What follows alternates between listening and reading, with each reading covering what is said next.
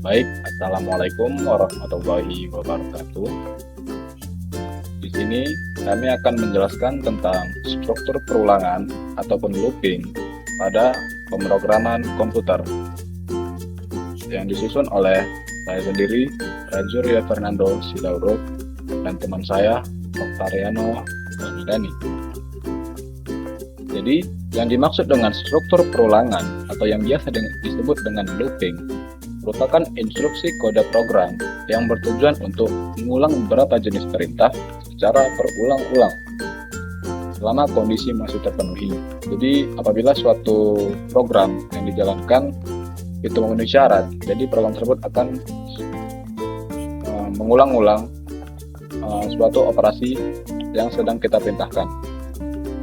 Baik, kita ilustrasikan pada gambar di bawah, yaitu misalkan Anda disuruh membuat atau mengetikkan I will do my homework. Misalkan saja Anda sedang dihukum sekolah, disuruh dihukum buat ini ya.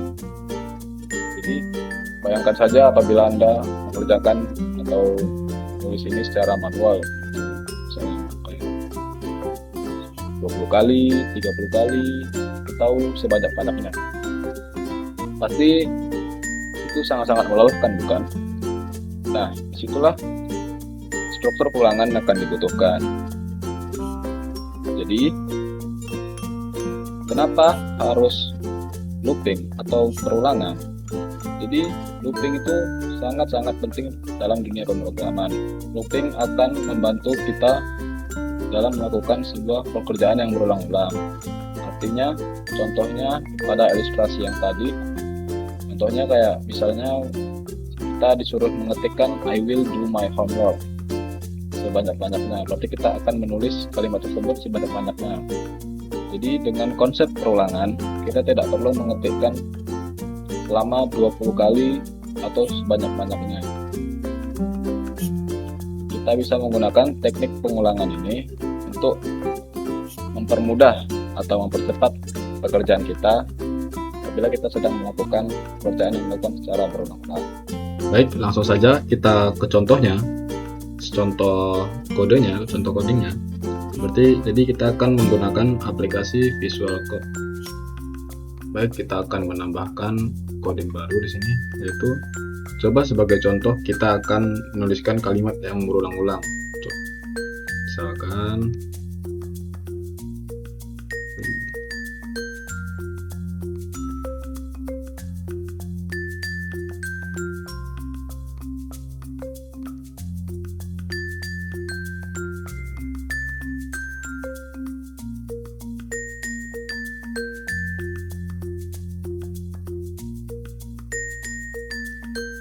apabila diminta 10 kali, tentu Anda akan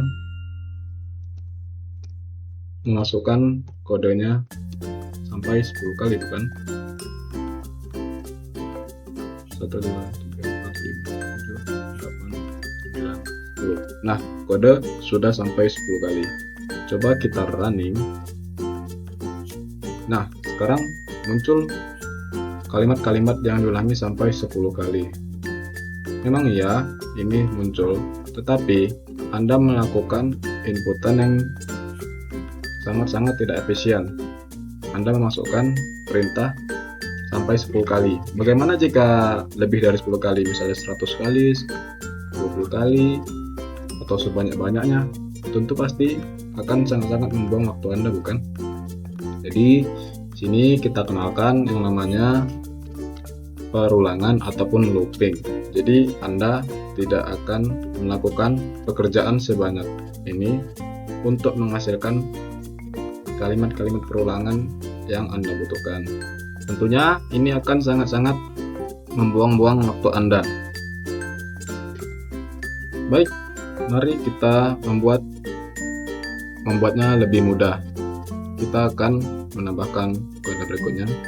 Jadi dengan menggunakan struktur looping atau metode perulangan, kita akan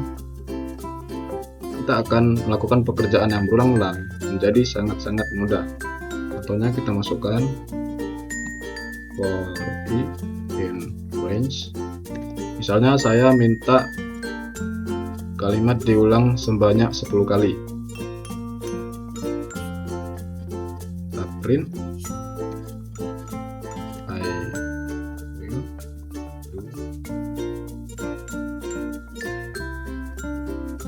Nah, setelah sudah, mari kita running. Nah, program akan mengeluarkan output yang sama, yaitu sesuai dengan memasukkan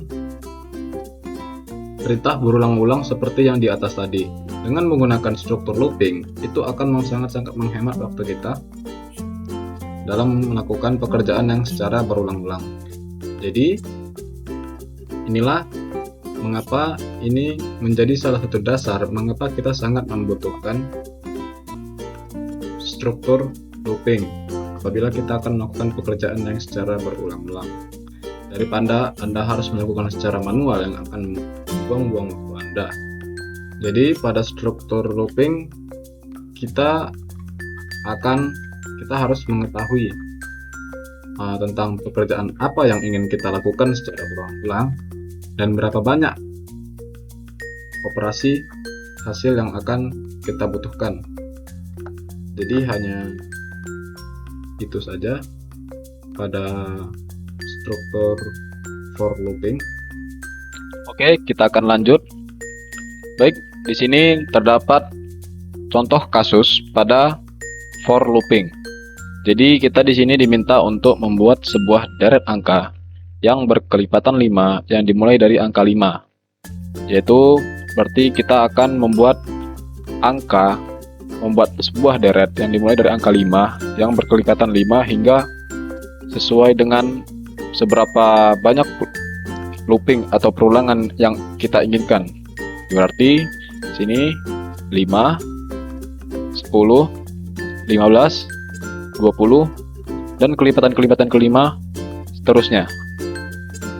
Jadi untuk mengerjakan kasus ini kita akan menggunakan komputasi atau pemrograman. Dengan menggunakan komputasi, maka pengerjaan pada kasus tersebut dapat dilakukan dengan cepat dan mudah karena melakukan hal yang sama dengan ketentuan kelipatan 5. Baik, kita mulai saja prakteknya pada aplikasi Visual Code-nya. Kita diminta untuk menampilkan coding pada deret yang berkelipatan 5. Baik, di sini saya akan menampilkan beberapa cara apabila kita menggunakan coding secara manual maupun secara program konstruksi for looping. Baik, kita akan deklarasikan saja variabel pertamanya yaitu x sama dengan 5. Kemudian kita print x. Kemudian kita akan mencari x yang kedua yaitu dengan cara x sama dengan x yang pertama ditambah dengan 5 karena kita akan mencari kelipatan 5. Kemudian kita print saja. Kita print. Setelah itu kita runningkan saja coba. Ya, di sini muncul bahwa dimulai dari angka 5, kemudian kelipatan 5 yaitu 10. Apabila kita ingin mencari kelipatan-kelipatan seterusnya, maka kita harus menginput nilai secara berulang kembali, yaitu kita akan masukkan x sama dengan x ditambah 5 kembali. Kemudian kita printkan lagi x. Kemudian kita runningkan lagi. Di sini terbukti bahwa kelipatan 5 akan terhasil dari kode-kode yang telah kita masukkan. Tapi apabila misalnya kita ingin melakukan looping dengan misalnya banyak gitu, misalnya sampai 10 kali atau 100 kali, tentu tidak mungkin kita akan memasukkan kode secara berulang-ulang dan melakukan pekerjaan berulang-ulang ini sampai terus-menerus. tentu saja itu pasti akan membuang-buang waktu kita dan tidak efisien. Jadi disinilah gunanya yaitu struktur perulangan ataupun looping. Jadi kita akan menggunakan looping dengan sekali memasukkan kode, dan itu akan bekerja sesuai dengan berulang-ulang sampai berapa looping yang kita inginkan. Baik, kita langsung saja mulai untuk kode loopingnya, yaitu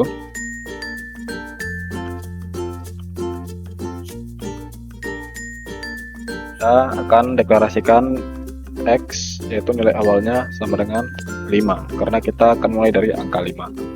Kemudian kita akan masukkan for i in range. Misalnya saya ingin pengulangan sampai 10 kali misalnya. Kemudian kita masukkan operasi X kedua, yaitu X sama dengan X ditambah kelipatan 5-nya, karena kita akan mencari kelipatan 5. Kemudian kita print saja, masukkan X, dan kita akan runningkan saja. Ya, di sini terlihat hasil dari kode di atas, yaitu kelipatan 5 sampai 10 kali. 1, 2, 3, 4, 5, 6, 7, 8, 9, 10. Apabila kita ingin memulainya dari 5, kita harus mengganti, karena ini mulai dari 10, kita harus mengganti ininya menjadi 0. Maka akan dimulai dari 5. Nah, gimana kalau 100? Kalau 100 kita tinggal menambahkan atau mengatur berapa jumlah looping yang kita inginkan. Mari kita running, dan sistem akan merunning sampai ke 100 kali. Sistem akan melakukan perulangan ataupun looping sampai berapapun looping yang kita inginkan. Daripada kita harus memasukkan kode secara berulang-ulang, kita lebih baik menggunakan looping supaya pekerjaan kita akan mudah selesai dan cepat.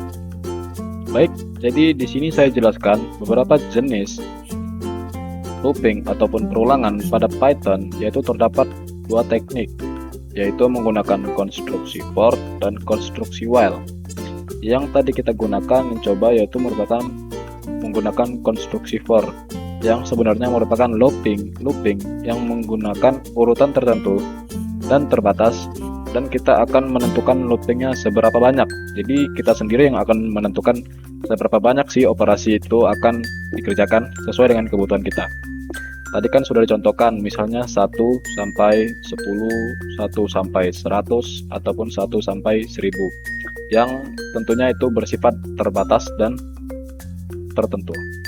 Adapun konstruksi while, yaitu merupakan sebuah looping atau perulangan yang masih belum jelas berapa kali harus nge-looping ataupun mengulang pada suatu operasi yang diinginkan.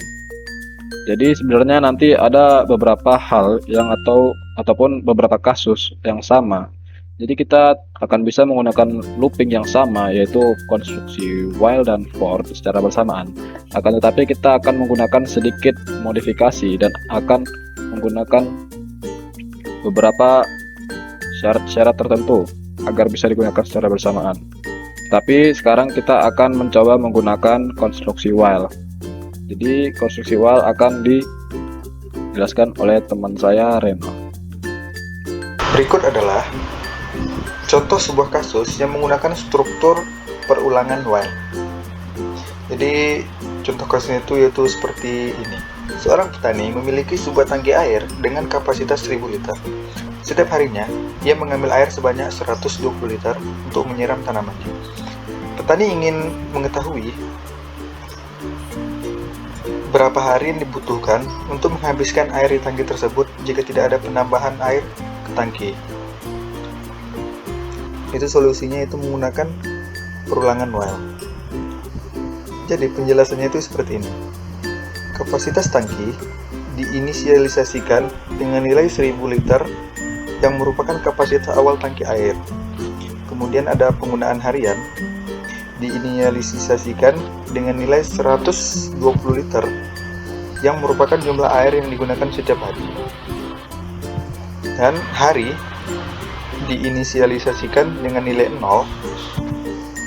yang akan digunakan untuk menghitung jumlah hari yang diperlukan. Kemudian itu ada perulangan while. Kondisi while akan terus dijalankan selama nilai kapasitas tangki ini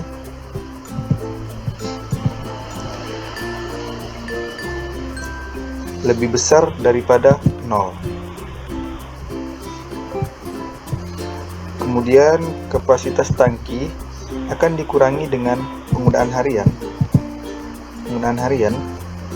yaitu 120 liter setiap harinya. Variabel hari akan ditambah 1 setiap kali perulangan berjalan untuk mencatat jumlah hari yang telah berlalu. Nah, itu output hasil